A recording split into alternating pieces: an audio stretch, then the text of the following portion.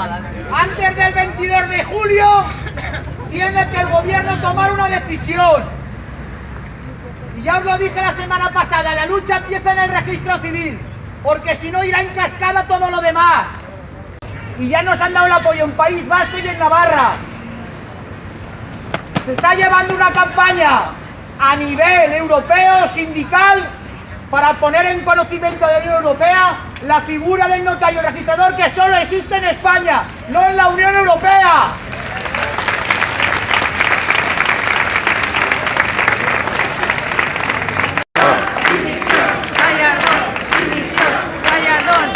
Vuelvo a repetir, agradezco a las asociaciones sindicales el apoyo que han tenido en la convocatoria. Tienen la puerta abierta, nos vamos a reunir. A mí también, y yo también quiero que la convocatoria sea conjunta.